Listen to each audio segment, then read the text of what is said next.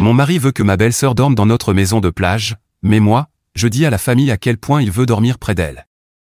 Eh bien, je trouve extrêmement étrange qu'une femme adulte veuille rester dans la même chambre que son demi-frère et sa femme. Je lui ai dit non, mais soudain, mon mari s'est mis en colère contre moi. De fil en aiguille, j'ai découvert quelque chose que j'aurais préféré ne jamais apprendre.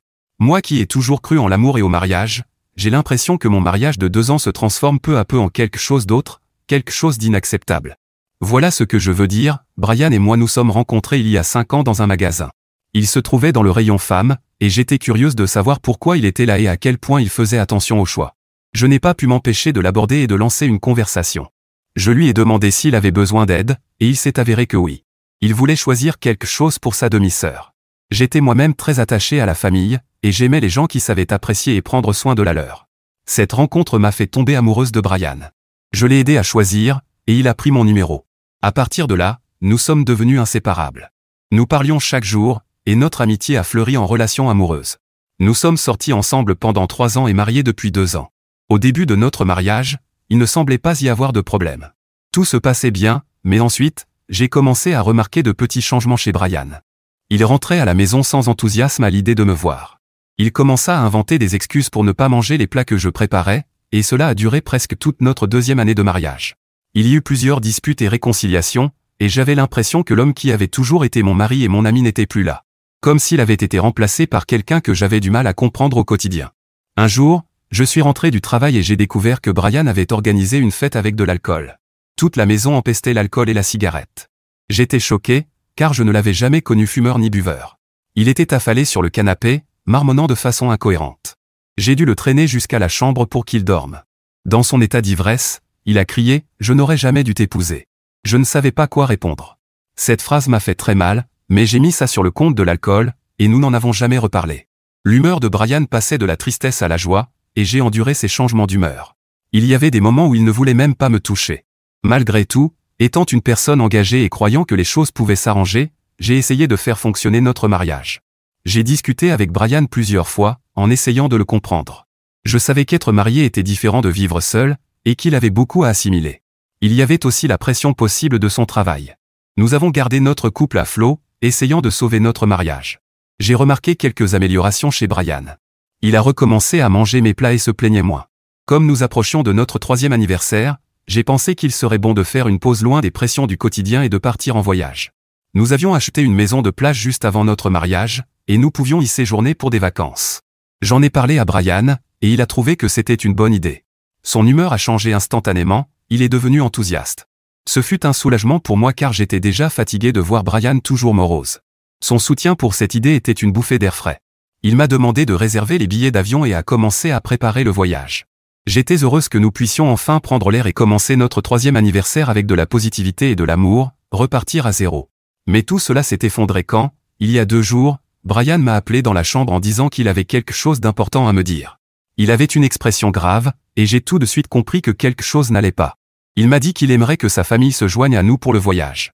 Je sais que certains penseront que j'exagère, mais pour moi, c'est un énorme problème.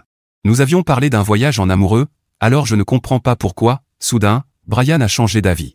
Je m'étais imaginé que nous serions seuls à la maison de plage, à nous amuser et à raviver la flamme, vous voyez ce que je veux dire. Tout ce que je veux, c'est être seul avec mon mari. Brian pense que si nous partons avec sa famille, cela nous aidera à créer des liens et à participer davantage aux activités familiales. Mais je ne crois pas que ce soit nécessaire. Qu'en pensez-vous? Si je dis non à Brian, j'ai peur qu'il redevienne distant et maussade. J'ai peur que mon mariage, que j'essaie de sauver, ne s'aggrave encore. Brian pourrait croire que je n'aime pas sa famille ou que je ne veux pas passer de temps avec eux. Je suis à la croisée des chemins. Dois-je expliquer encore mes raisons à Brian pour que nous partions seuls, ou dois-je simplement accepter que sa famille vienne? Mise à jour 1. Je viens donner une mise à jour, juste pour partager un peu sur la préparation de notre anniversaire. Cela fait 3 jours que Brian m'a dit qu'il voulait que sa famille vienne avec nous pour notre voyage d'anniversaire. Bien que la première fois qu'il en a parlé, j'étais furieuse et très contrariée, j'ai eu le temps d'y réfléchir. Après réflexion, peut-être que cela nous aidera vraiment à créer des liens, et que ça pourrait même renforcer l'intimité entre Brian et moi. J'ai décidé de dire à Brian que j'étais d'accord, mais quelque chose d'étrange est arrivé hier. Après avoir mûrement réfléchi et conclu que ça allait, j'ai attendu que Brian rentre du travail pour lui annoncer la nouvelle.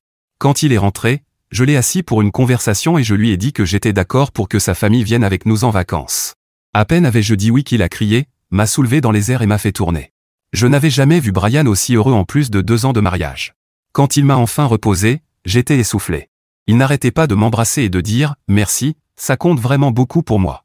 Je ne peux m'empêcher de me demander s'il n'y a pas autre chose derrière tout ça que j'ignore. Pensez-vous que c'est normal? Pendant tout notre mariage, Brian ne m'avait jamais soulevé du sol ni fait tourner dans les airs, tellement il était enthousiaste. Vous comprenez donc pourquoi tout cela me paraît étrange et même suspect. Cependant, j'ai décidé de croire qu'il était simplement sincèrement heureux, et que cela signifiait que les choses allaient s'améliorer pour nous, surtout puisque nous voulons commencer à faire des changements avant de planifier des enfants. Nous avons discuté de ce que serait le voyage, et je lui ai dit que puisque sa famille viendrait, je voulais aussi que la mienne soit présente. Il a dit que c'était très bien, tant que tous les membres de sa famille pouvaient venir. Je sais que cela peut sembler confus, mais je suis vraiment mal à l'aise face à l'excitation de Brian à l'idée que sa famille soit là. Je veux dire, oui, la famille c'est bien, et passer du temps avec eux est important, mais je n'ai jamais vu Brian aussi heureux pour quoi que ce soit. Peut-être qu'il y a quelque chose d'autre que je ne sais pas encore. J'ai décidé d'arrêter de trop réfléchir et de simplement préparer le voyage. Brian et moi avons convenu que nos familles respectives séjourneraient dans un hôtel près de la maison de plage pour ne pas être trop loin quand nous fêterons notre anniversaire à Thanksgiving. Ainsi, nous pourrions garder la maison de plage juste pour nous, avoir du temps seul, discuter, et renforcer notre relation. J'espère vraiment ne pas avoir pris une mauvaise décision en acceptant que tout le monde vienne. Je ne veux pas que Brian se referme de nouveau, et tout ce que je veux, c'est sauver mon mariage. Je suppose que je vais juste attendre de voir ce qui se passera pendant ce voyage d'anniversaire. Souvenez-vous, je vous ai déjà dit que je ne l'avais jamais vu aussi enthousiaste, et honnêtement, je n'arrive pas à me défaire de ce pressentiment. Mise à jour 2. Cela fait 5 jours depuis ma dernière mise à jour, et je veux vous dire qu'hier nous sommes arrivés sains et saufs à notre destination d'anniversaire. En ce moment, nous sommes dans la maison de plage, en profitant de notre séjour. J'étais heureuse que nous puissions enfin faire une pause loin du travail et de toutes les pressions de la vie. Je pensais que tout allait se dérouler comme prévu, mais je n'avais aucune idée à quel point je me trompais. Quand nous sommes arrivés à la maison, Brian et moi avons essayé de nous installer et de déballer nos affaires pour les activités que nous avions prévues ensemble. Et les amis, vous n'allez pas croire ce qui s'est passé. Nous étions assis sur le canapé après avoir tout rangé, en train de manger quelques biscuits et de boire quelque chose, quand soudain quelqu'un est entré sans même frapper. C'était ma belle-sœur enceinte, Kelly. Kelly est la demi-sœur de Brian, la même pour qui il faisait du shopping le jour où je l'ai rencontré dans le magasin. Kelly et moi n'avons jamais réussi à créer une amitié, donc nous n'étions pas proches. Elle a toujours été lunatique et réservée. Alors, vous pouvez imaginer ma surprise quand elle est entrée dans notre maison sans même la politesse de frapper. Je ne savais pas grand-chose d'elle, mais Brian m'avait dit qu'elle était la fille de Jordan, le beau-père de Brian issu de son premier mariage, avant qu'il n'épouse Kate, la mère de Brian. Il y avait des rumeurs selon lesquelles la mère biologique de Kelly était violente et la frappait, mais cela n'avait jamais été confirmé, puisque c'était une histoire que Kelly racontait elle-même pour obtenir de la pitié et de la sympathie desquels le pouvaient. Je n'ai jamais remis son récit en question, ni vraiment cru à 100%, je laissais simplement passer. Je lui ai demandé ce qu'elle voulait, tout en regardant Brian, qui est resté silencieux tout du long. Elle s'est tournée vers Brian et nous a dit qu'elle voulait une clé de la maison de plage parce qu'elle allait dormir dans l'une des chambres, ayant prévu de rester ici au lieu de la maison d'hôte où logeaient tous les autres, comme si nous ne pouvions pas voir clairement qu'elle était enceinte. Je n'en croyais pas mes yeux. Je m'attendais à ce qu'elle annonce qu'elle plaisantait, que c'était une sorte de blague, mais ça n'est jamais arrivé. Je me suis tourné vers Brian, j'ai pris le paquet de chips de ses mains et j'ai attendu qu'il règle la situation, puisque c'était son problème. Tout ce qu'il lui a dit, c'est d'aller chercher quelque chose à manger et qu'il viendrait la chercher plus tard. J'ai regardé Kelly partir, complètement abasourdi. Je ne pouvais pas croire ce qui venait de se passer, et le plus choquant, c'était la réaction de Brian. Je m'attendais à ce qu'il précise immédiatement qu'il n'était pas question qu'elle reste dans notre maison de plage. Mais tout ce qu'il a dit, c'est qu'il viendrait la chercher plus tard. Après le départ de Kelly, je me suis tourné vers Brian pour obtenir une explication, mais il a simplement haussé les épaules et est parti, me disant qu'il avait faim et qu'il avait besoin de repos après le voyage. Il m'a laissé dans le salon et s'est éloigné. J'étais extrêmement confuse par ce comportement et par le fait que Brian ait choisi de ne rien dire ni de corriger sa demi-sœur. Nous avions convenu que nous resterions seuls dans la maison de plage pour profiter de notre anniversaire, donc je m'attendais à ce qu'il respecte cette promesse et qu'il dise non à sa sœur. Mais au lieu de ça, j'ai eu droit à un haussement d'épaule et de l'indifférence. Je comprends qu'il était probablement fatigué et qu'il ne voulait pas provoquer une dispute, mais c'était ridicule de laisser passer ça. Kelly ne pouvait pas être sérieuse en demandant une clé de notre maison de plage, alors que nous avions déjà réservé des hôtels pour tous les membres de la famille, y compris ma propre famille. Mes proches étaient eux aussi à l'hôtel, comme tout le monde. J'ai décidé d'attendre le lendemain pour parler à Brian et mettre les choses au clair, afin qu'il ne puisse pas utiliser la fatigue comme excuse. Mise à jour 3. Cela ne fait qu'1 jour depuis ma dernière mise à jour et, comme prévu et comme l'un d'entre vous me l'avait conseillé, j'ai décidé de reparler du sujet avec Brian ce matin après le petit déjeuner.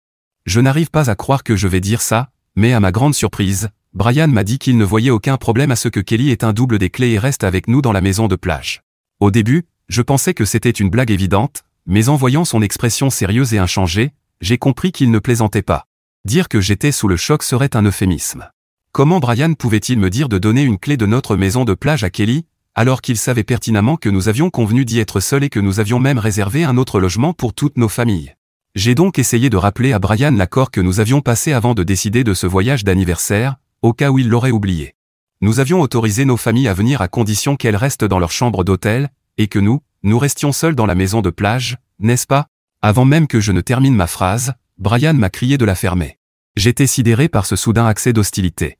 Non seulement il m'a dit d'arrêter de me plaindre, mais il a aussi insisté sur le fait que je devais donner une clé à Kelly pour qu'elle puisse s'installer avec nous et rester pendant tout le voyage. Je n'arrivais pas à croire ce que j'entendais. Brian voulait vraiment que Kelly vive avec nous pendant notre voyage d'anniversaire. C'était la chose la plus étrange que j'ai jamais entendue. Je ne pouvais pas être d'accord avec lui, et je lui ai fermement dit que ça n'arriverait pas. Notre discussion s'est vite transformée en dispute et nous avons commencé à crier l'un sur l'autre. En plein milieu de l'argument, Brian m'a dit que ma mauvaise attitude était la raison pour laquelle il ne m'aimait pas. Je suis resté figé, écoutant sa tirade. C'était la 2e fois que Brian me disait qu'il ne m'aimait pas. La première fois, c'était quand il était ivre, et j'avais excusé ses paroles. Mais l'entendre répéter ça, sobre, était plus qu'un choc. Même si j'étais profondément blessé, je ne pouvais pas laisser ces mots me briser. Alors je lui ai dit que dire qu'il ne m'aimait pas ne changerait rien, puisque je n'avais aucune intention de donner une clé à Kelly.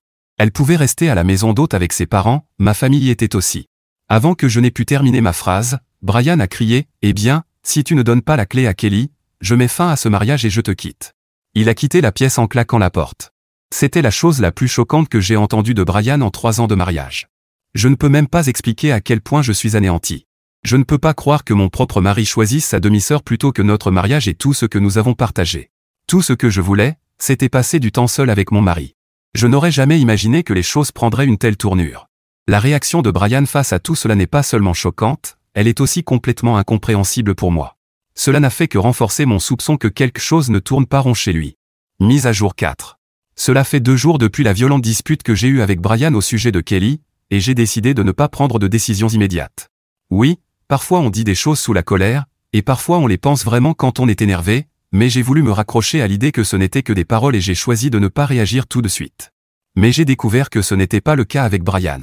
Le lendemain de notre dispute, hier, Brian n'a pas prononcé un seul mot de toute la journée. Il est resté complètement silencieux, manifestement contrarié que je n'ai pas donné la clé à Kelly.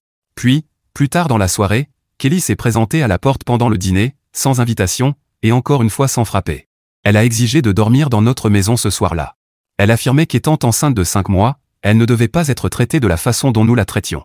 Je lui ai simplement dit de retourner dans sa chambre où logeaient tous les autres, parce que je ne lui donnerais pas de clé.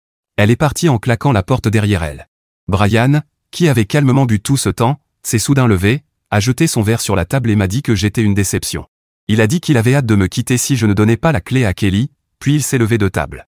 Son comportement m'a vraiment poussé à beaucoup réfléchir. Est-ce vraiment le Brian que je connais et avec qui je me suis marié, ou bien est-il devenu quelqu'un d'autre? Incapable de chasser ce doute de ma tête, j'ai décidé que je devais en savoir plus. Son attitude avait semé le doute en moi, et s'il y avait une personne à qui je pouvais m'adresser pour obtenir des informations, c'était Luc, le meilleur ami de Brian. Luc m'a toujours apprécié et a toujours cru que Brian avait fait le bon choix en m'épousant, donc j'ai accès à lui et je peux le contacter quand j'ai des doutes. J'ai décidé de prendre contact avec Luc.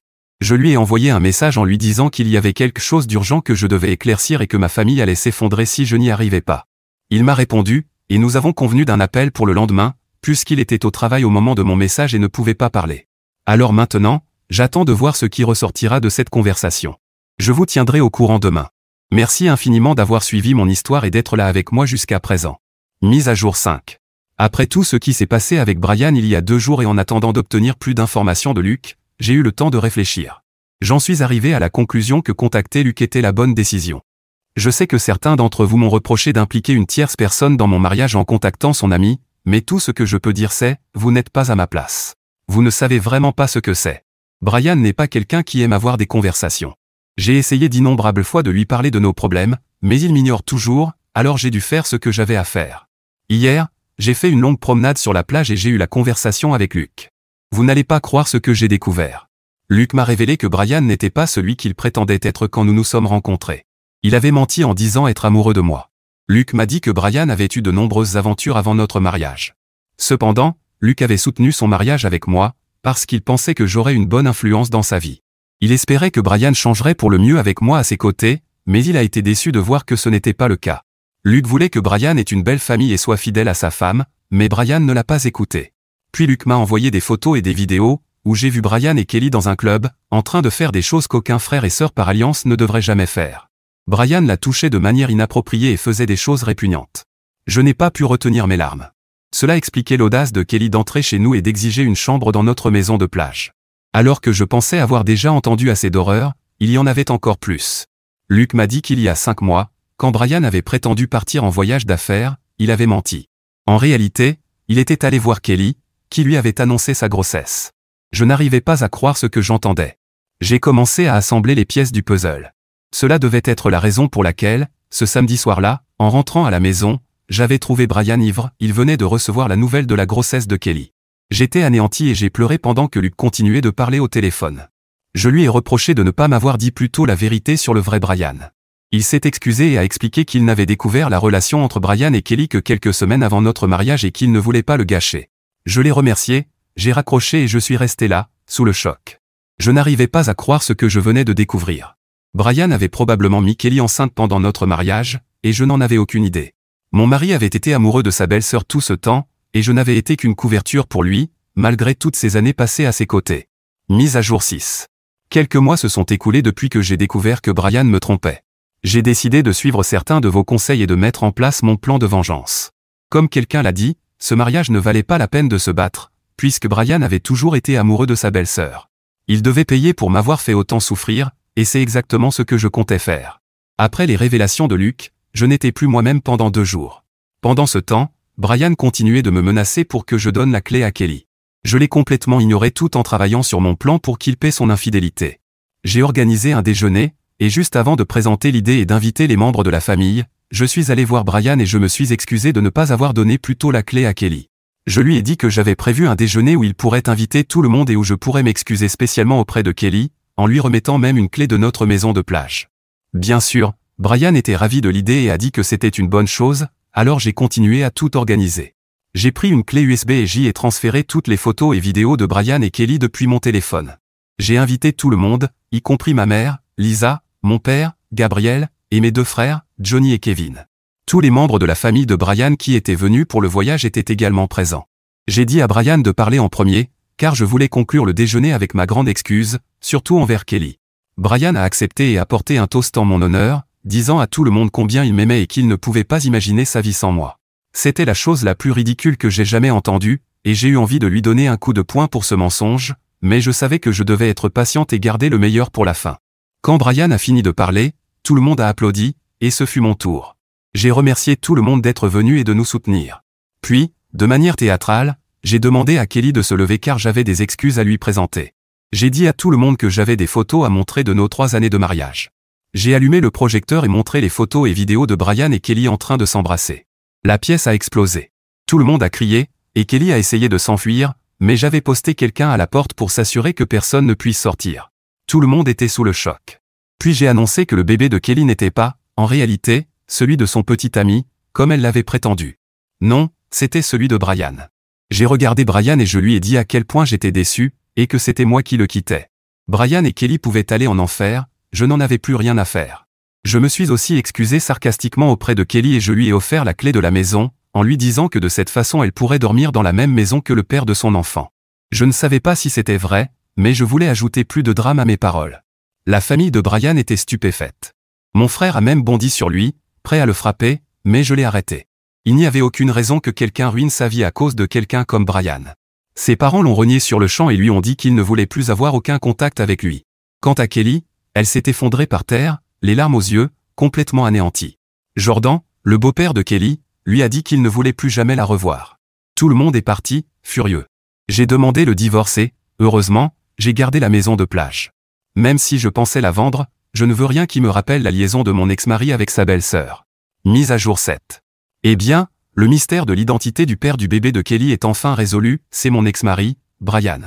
L'ex-petit ami de Kelly a passé un test ADN pour savoir s'il était le père. Bien qu'il l'ait déjà quitté après avoir découvert son infidélité, ce résultat n'a fait que confirmer ce que nous craignons tous. Mais mon récit ne s'arrête pas là. L'ex-petit ami de Kelly a fait quelque chose que, même si je ne l'approuve pas, je peux comprendre, il a passé Brian à tabac. Après tout ce que Brian a fait, d'une certaine manière, il l'a mérité. Cependant, cela a désormais conduit l'ex-petit ami de Kelly à avoir des ennuis avec la justice. Et même si Brian a causé tant de douleur, il est injuste que l'ex-petit ami doive subir des conséquences légales pour un acte qui n'était qu'un élan de rage, certes impulsif, mais compréhensible. Il ne mérite pas de passer par cela simplement parce qu'un homme aussi méprisable l'a poussé à bout. Le pire, c'est que je me sens impuissante. Si je pouvais l'aider d'une quelconque manière, je le ferais sans hésiter, mais la situation m'échappe totalement. J'espère seulement que tout se résoudra du mieux possible, car il ne devrait pas payer pour la toxicité et les mensonges de Brian. Mise à jour 8. On pourrait dire que tout s'est arrangé, dans une certaine mesure. L'ex-petit ami de Kelly a finalement reçu sa sentence, et à mon grand soulagement, ce n'était qu'une amende, quelques heures de travaux d'intérêt général et l'obligation de suivre un stage de gestion de la colère. Le plus important, c'est qu'il n'aura pas de peine de prison, ce qui est un immense soulagement.